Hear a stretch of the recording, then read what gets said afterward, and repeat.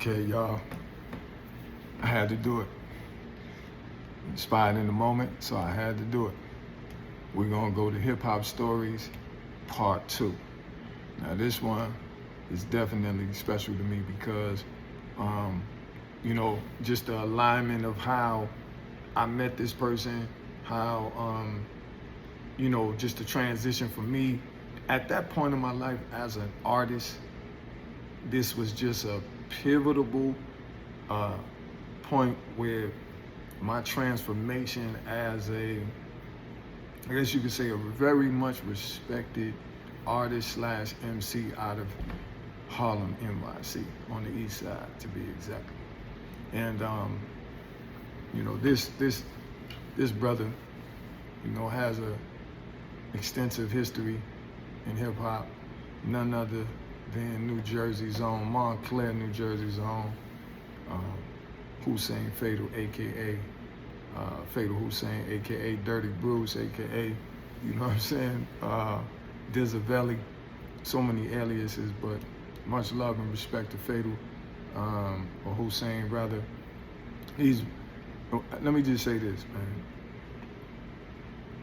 man. As I said in the very beginning, a little while ago, when I met Fatal, it was at a time in my life where, I was really coming into my own as an artist. I knew I was dope. I knew I had really earned my stripes, so to speak.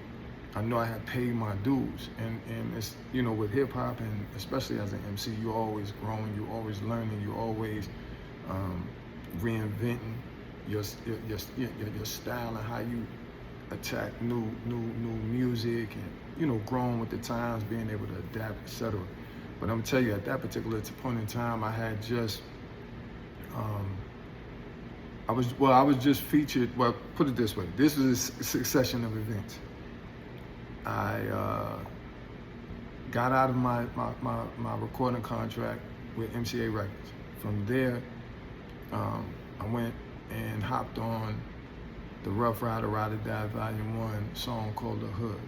That album went on to, at that time, and that year was released, I think it went triple platinum. But then, I know definitely within the first 2 years, but nevertheless, I went from being signed to MCA to being featured on one of the hottest albums, hip hop albums, or albums in music at that time, because everybody was on that album, from Jay-Z, I believe, Big Pun, The Lox, X, you name it. I think Busta was on that. But nevertheless, that Ride or Die Volume 1 joint shot my name through the atmosphere. And then, when I didn't sign with Rough Riders, no bad blood, nothing went left or anything like that. It just was, for me, as an artist, at that time, at least I didn't see it that way, and my pops, who was managing me at the time, didn't see it that way, that it would be a right fit for me as an artist. Although I had tremendous respect for D&Y and how they ran their company and the way they kept their artists like really in the ring, so to speak. They kept their artists insulated and encouraged them every day to sharpen their craft. I watched this. That's one of the reasons why I definitely respect D&Y and how they built Rough Riders. Once again, I wasn't signed to them, so I don't know all the ins and outs of how they did business with individual people or certain things. I know what I know from my interactions with these guys. So let's make that crystal clear. And as men, D has always treated me with nothing but respect. Y the same. Any of their family members or anybody that worked with them. It was always love and respect. So let me just say that to make that clear. But other than that, when I was in that circle of Rough Riders, and it was a circle that helped me so much as an artist and helped to develop me and cultivate me. And that's the reason why I'm sharing this, because it's leading me to what I'm gonna tell you about how it's so dope how I ran into Hussein. Because, at that time I was growing, I was learning, I was really fired up, I was hot in the streets, people loving my verse on The Hood. And boom, I get a call from my man Dewan, Rest in peace, because he's no longer with us. Taken by the streets violently, but that's my guy. He's the one who gave me the call and said, yo, you know Fatal Hussein from the Outlawz? I said, yeah. He was like, remember I was telling you that his god brother lived in my area or on my block or whatever. So I was like, yeah, I remember you telling me. He was like, and I remember him, you know, over time telling me how he was going to do his best to link us up. And that day he called, he said, yo, man, see if you can come around here around this time. He gonna be up there. And I told, you know, I'm gonna tell him that you're gonna come. Boom. It was me, my brother, Black, and Dio. Guess Dio gassed up the pacer, and we all went over there.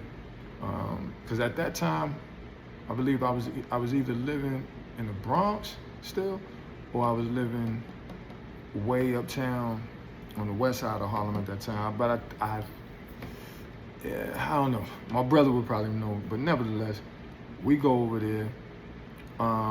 We enter the block, and I remember, I don't remember all the dudes that was with Fatal. Obviously, I know his god brother was there, some other guys, and we come up the block. Fatal see me, and it's funny because when he saw me, he just lit up. He lit up like a Christmas tree. He just started smiling. He was like, yo, what up, New? He was like, yo, man, what's up, man? Yo. So we talked a little bit outside the car. I introduced him to my brother, my man Doc, me and Dewan. You know, everybody dapping up. What's up, y'all? And we talked for a little bit outside the car. And he had like I think it was like a Dodge Durango, if I'm not mistaken. And he was like, yo, come inside the truck. Let's talk. So we just got inside the truck. We talking. He was complimenting me on my verse on the Rough Rider compilation. Now he was like, yo, I ain't gonna lie, child. That verse is crazy. He was like, yo, that shit is crazy. You know, he was just giving me my props. And, you know, I was giving him his. I was like, yo, you be shooting them Dodge too, man. And the fact that, you know, you from Jersey, you my neighbor. You know what I'm saying? He's like, y'all right across the water. And you know, your relation to Tupac being one of the Outlawz. And I didn't know at that time, but as far as in the Outlawz structure, if you will, the way Tupac had it, Fatal was Tupac's lieutenant, if you will. That was if you want to say, the title or position and role he gave Fatal. But nonetheless, you know, we're talking, and he was like, yo, spit something, man. You got something else? I want to hear something, man, that's not out, that's not recorded on no records and none. So I was like, all right, perfect. I got you. I hit him with a verse, and I'll never forget it.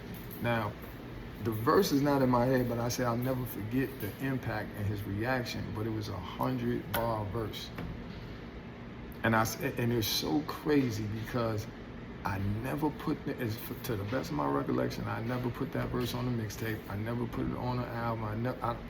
I just had it, and it was for that time. Cause I know when I hit him in the head with that, he was like, yo. Now, mind you, in the truck, it's just me and him, y'all. So I want to paint this picture real clear. We in the truck together.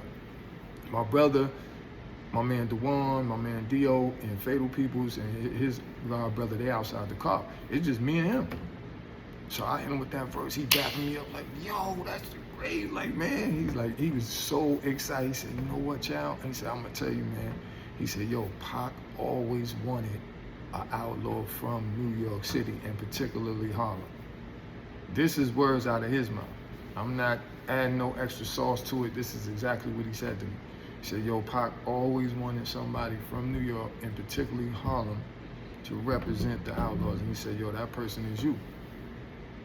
He said, I see it, man. I see it. He was like, yo, you know, I could just feel your whole energy, your whole vibration. It's us. It's how we, you know, Pac would embrace you. You see what I'm saying? Now, mind you, let me say this to y'all. At this time, Pac had already passed.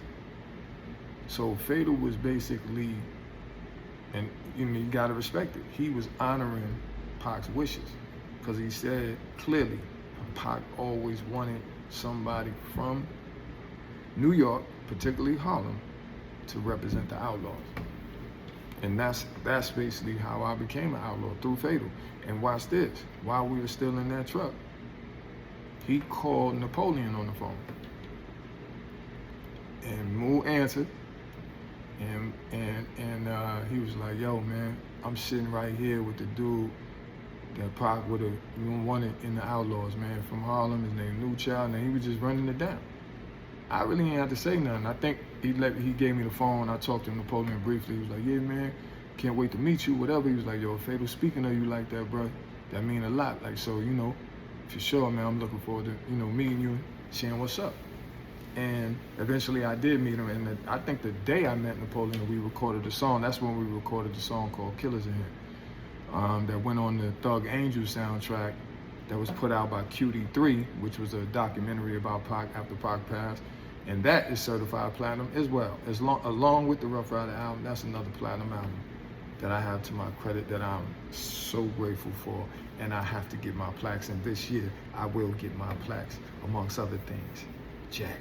So yeah, I talked to Napoleon on the phone, and then after that, me and Fatal stayed in contact. Like when we left, we stayed in contact, and he would come up from Jersey to New York to record, and he would always have me in the studio with him.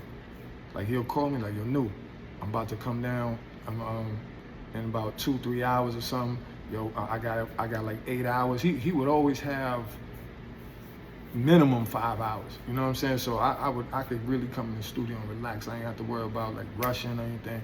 So it was like minimum 5 to 8 hour sessions, maybe longer. And I would just come down, he'd be with his people in New York. And at that time, man, Fatal was, I heard stories about him, you know what I'm saying? But when I was around him, I was like, yeah, he'd be wild. You know what I'm saying? Like, cause he would be coming up with his peoples, everybody got red on, he had his lady with him, she looking beautiful, red bone.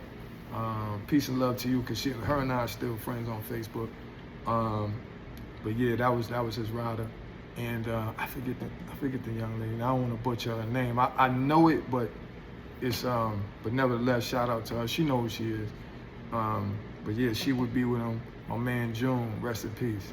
That's where I met the brother June. Good brother. And June would be with Fatal. And that's how I met what's the brother? Gotti from Jersey, producer Kid, Dirty Bird, just a lot of guys, man. And that's initially before I met the rest of the Outlawz. I actually, while recording with Fatal, and his project he was working on with Rap A Lot Records with, Jay Prince label, while we were in the studio, Coogee Rap came through, I met him. Ja Rule came through, I met him. Guru from Gangstar, rest in peace, met him.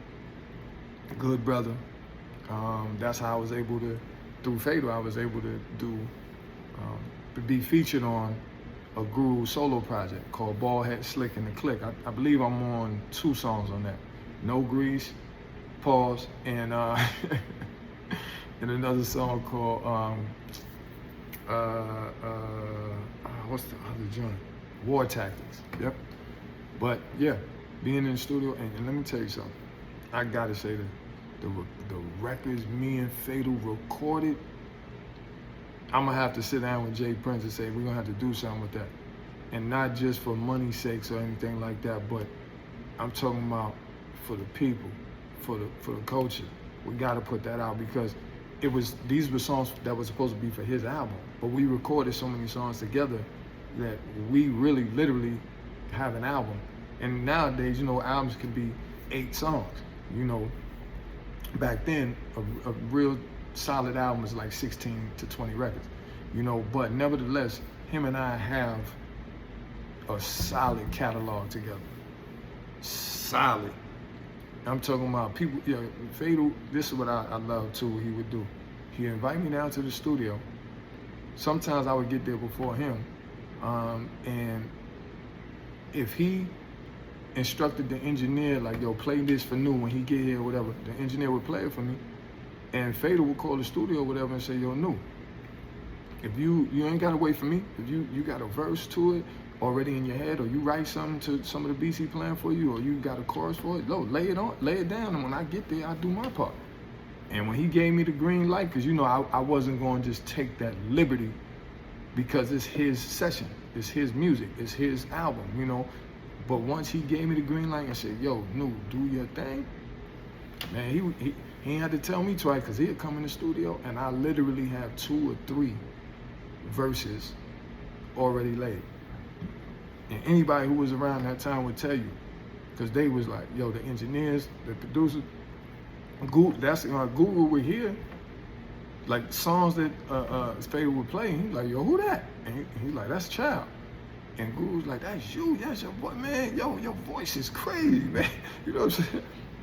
And, you know, but that, man, I had some great times in the studio with Fatal, and we made some great music together. And only one of the songs him and I recorded together made his album, and that's the joint called Rough Shit. Actually, I think Rough Shit might be the first song on that Fatal album.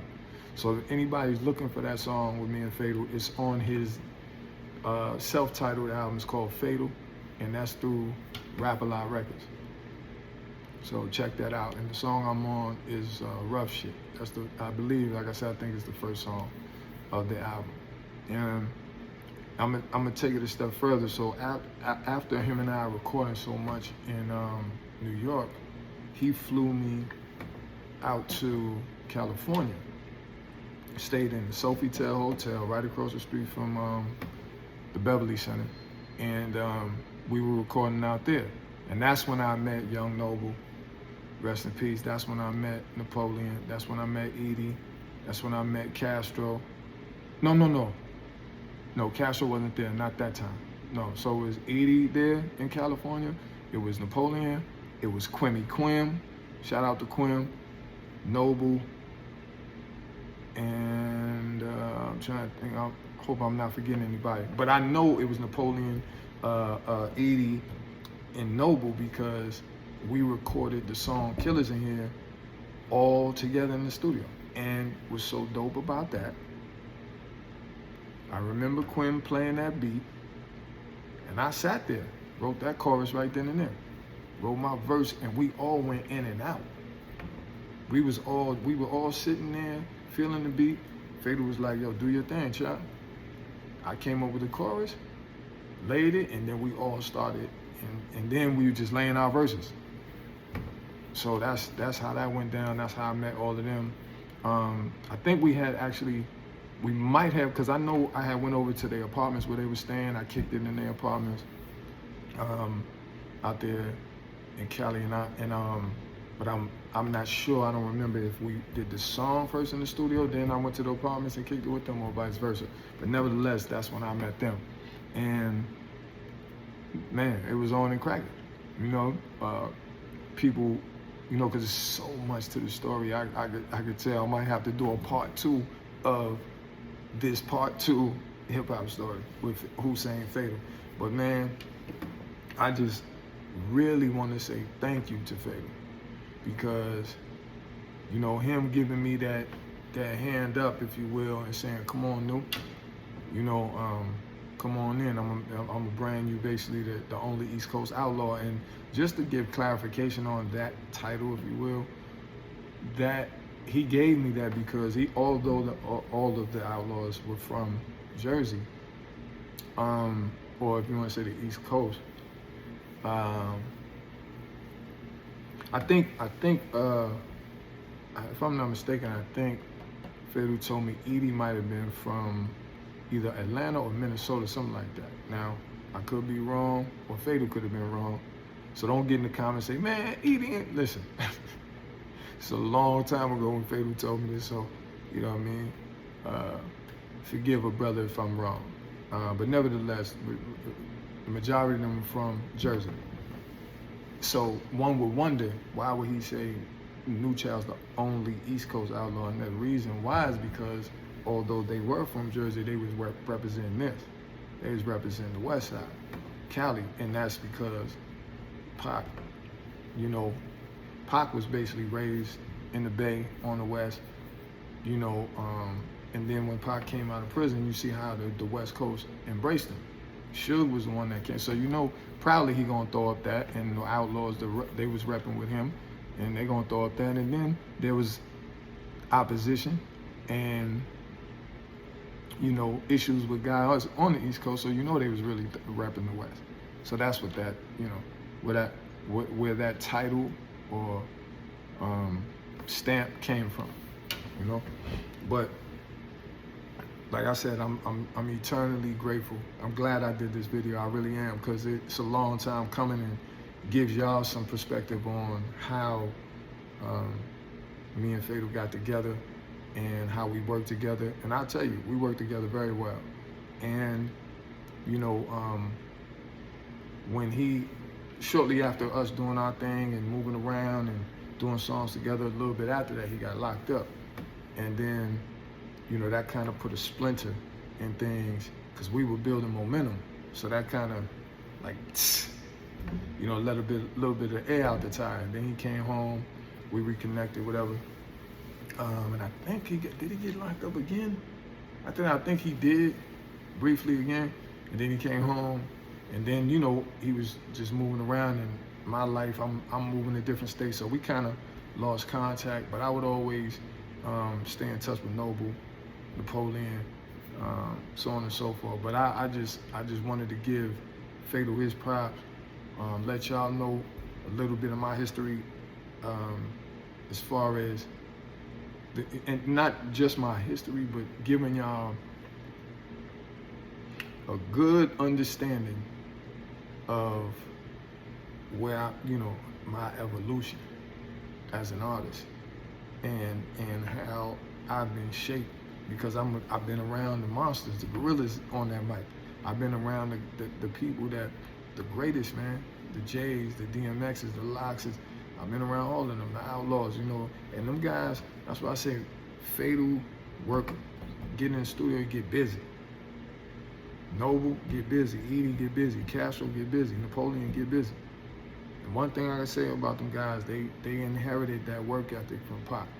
They inherited that taking the studio serious. You know, I wouldn't be in the studio with Fatal. Like when it was time to work, even though Fatal would have a lot of guys around him, street guys too, you know what I'm saying? Gang members, you know what I'm saying? He would have those kind of guys around him, but when it came to the studio, he got busy. It was never a time we'd be in the studio and I'd sit there and be like, yo, what's up with this dude, man? Why we not working? Why he taking all day to do a verse? No, Fatal would sometimes come in and I would have it laid out for him. I already got my chorus, not want to say my chorus, but I already got the chorus that I laid, my verse. And then all he got to do is lay his verse and the engineer fly my chorus or whatever, and we good to go. So a lot of times, he would come in, he loved doing this. He'll let me come in first for like the first 2 hours. And like I said, the session would be 5 to 8 hours. So I'll come in for the first 2 hours, do my thing. I might have laid down 3, 4, 5 records. So he come in, he might have already a verse in his head that goes with 1 or 2 of the records, so he lay his. Then he might sit and write a quick 12 or 16, and then there may be a song where it requires us to go in and out, and then we'll sit down, go boom, boom, boom, go lay it, and then Fatal will leave.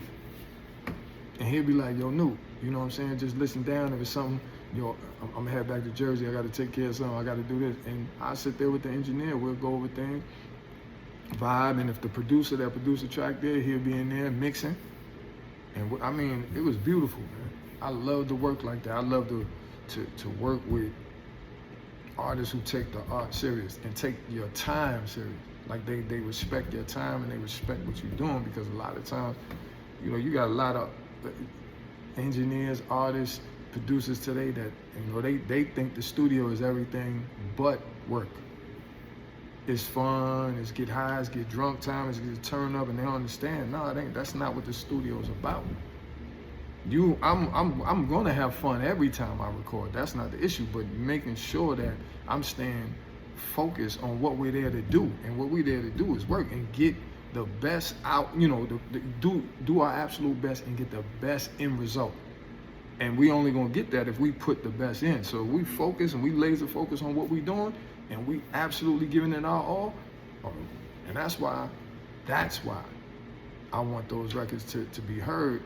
And you know, I know there's a way to, you know, to sit down with Jay Prince and figure out a way that we can put those songs out as a collaborative effort between my company, Jay Prince's company, and even Fatal's company. You know what I'm saying? And give the proceeds to his children, because I know at the least he has a daughter named Asada. So blessings to her too. And I hope everything is all love with you and your family. And I know Fatal has a sister as well. So, you know, we could do something to put out that project and let the proceeds evenly go first and foremost to his children, and then, you know, possibly his siblings, and you know, just paperwork would get that done. You know, but I'm just saying that's the spirit in which I'm thinking about, you know, talking to Jay Prince to see what we can do with those records, because those records are phenomenal. Phenomenal. We had this one joint called Bullpen Therapy, phenomenal. Another joint called Old Heads, phenomenal. That if you heard them now, you would think we recorded them yesterday. That's when you know you make quality music. When it, no matter what time period you put it out, it's always gonna be impactful. It's always gonna be received well. So yeah, man. I had some great times with Fatal, and even, you know, even though there were times where we wouldn't speak for a long period of time, like, you know, I always held that admiration and respect for him because of what he did for me at a time where, man, it meant so much to me, you know, like him just passing the baton like that. And because he could have, you know, met me and been like, oh, okay, yeah, whatever, and got on some, you know, some competitive in his feelings and not wanting to embrace me the way he did. But he didn't do that, you know. So I'm very, very much grateful to him for that.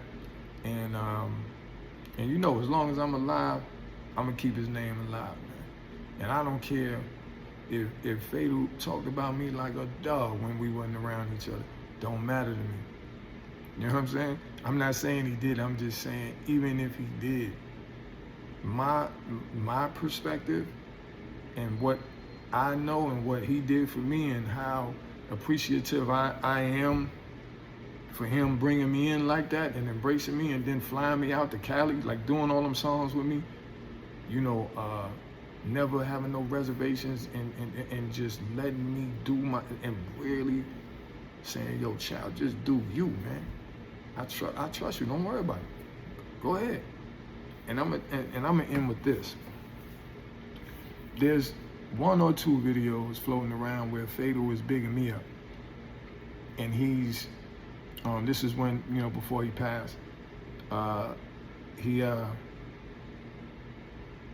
well, obviously it's before he passed, but I'm just saying it's like, I don't know how long before he passed, but probably, I say a decent amount of years, because he wasn't in the shape. When you look at the video, you can tell, I don't think he was in the shape he was in at the time he passed, because he really, really got on his health thing seriously. He got his weight up and was looking like a new man. But nevertheless, you know, he had said on one of these interviews that I blew breath. I basically made him regain his love for music again, because he lost it after Pac, and well, after Pac and Gaddafi back to back. That did something to him, and it really messed him up inside, man.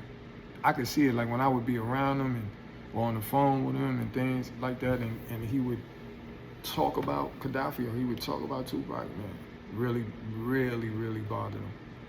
And he would tell me like how he didn't even want to record music no more.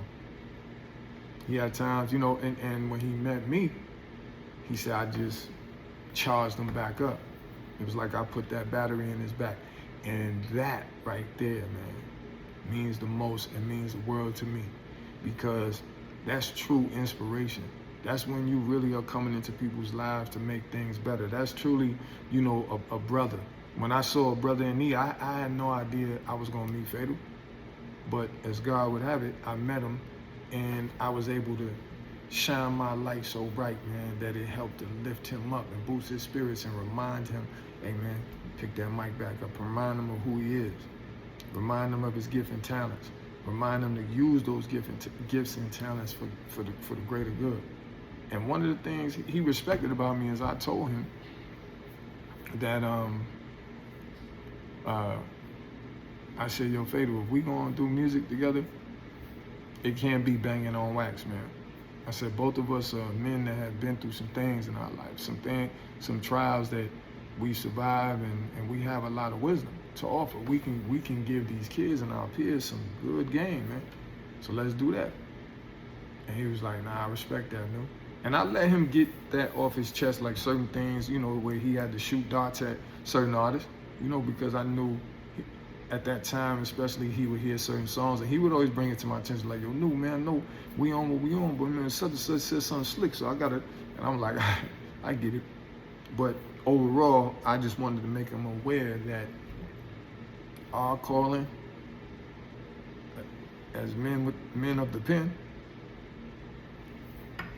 we ain't majoring in the minors. And he understood that. And even when we, over the years, when we lost contact and then regained contact, I remember one of the last conversations I had with him, and my mom was still alive. It was two of them. I was in the car, I remember, because we were stuck in bad traffic in Atlanta. And I remember him calling me, and I reminded him, I said, yo, Fatal, you know, especially where we at now, man, in our 40s, man, like, yo, you know what it is, man, we gotta raise the bar on the subject matter and what we talking about, man, we gotta raise the vibrations. Like, I'm with you, New, I'm with you, I got you. And I remember him hit me in the, on Facebook, and he was like, Brother New. I think he was like, yeah, that's how he started, Brother New. Yo, man, what's up, man? He said something to the effect of, yo, you still got an extra clip in the gun talking about, you know, these lyrics. And I was like, oh, come on, man, you know, say the word. So we were supposed to get together, because he had moved to Atlanta at that point. I had just got there, and I think at that time where he was DMing me, he had just moved to Atlanta. So it was, you know, I was like, man, that's gonna be dope. We reunite and really get it together, but we never got a chance to get in the studio, man. Get back in the studio. That's one thing that I wish we did, at least one record together, because I know that one record would have been incredible. Especially where I was at, you know, both of us, where our heads were at that time, and us being so long not being in the studio, but the way we work together is scary. So I know had we had that opportunity to get back in the studio, it would have been phenomenal. And we could have rekindled that energy so strongly that one song could have turned to 10. And the next thing you know, it's an independent album out. You know what I'm saying? Who knew? You know what I'm saying? HUSSEIN FATAL and New Child, something like that. But it's all good, man. I just hope that anybody who knows me, anybody who knows Fatal, anybody who knows of the Outlawz will see this video and appreciate what's been said. And there's so much more I could say. I could literally be on this video for hours talking about my days and times with Fatal and some of the things I've experienced with him, some funny ass things I've experienced with him, you know, and him just being he was a wild cowboy, man. You know what I'm saying? Fatal, woo, he'll fly off the handle in a heartbeat, you know, but good dude, man, and I miss him. And once again, to all his family, friends, child or children, man, and when we all gonna miss the good brother. And I just want to tell y'all this, also, that it's one thing for us to talk about him as an artist or what have you, but I think most importantly, just as a man and all the things that brother went through. Because there's some he shared with me, and I know it's some he didn't share with me, but he had been through a lot in his life. And then when he saw the light, he had two valuable people, two people very near and dear to his heart, just both of them murdered, back to back. And I know that took a toll on him, and he still regained his consciousness. He still kept going. You know, I know it was hard, because I remember them talks with him. I remember listening to him tell me things on a plane, or when, you know, we be in the studio or just on the phone. he was still hurting. So I just want to say, man, to everybody out there, man, just acknowledge the fact that that brother, even through his pain, you know, he helped us to walk through the ring. Even through his pain, he helped us to walk through the ring, man. So, salute to you, my brother, and blessings in abundance to you and your entire family, and to all the outlaws out there, all the people that love and appreciate the Outlawz, man, the outlaw family worldwide, the people who are really living their life, you know what I'm saying, on God's terms, you know, not on man's terms, on God's terms, man, truly in tune spiritually, man, walking the walk and walking through the fire and really being brave men, solid men, you know, principled men. That's what, you know, a lot of people ask what outlaw means, you know, and I have it tatted, and it means operating under thug laws as warriors, right? And warrior being the key word, man, because a warrior ain't folding like no beast chair. A warrior is not giving in or giving up. A warrior is going to fight and keep going and keep pushing until the very, very end. And that's you, my friend, HUSSEIN Fatal. Much love, my brother. Keep flapping your wings till they stand. I'll see you on the other side. One love.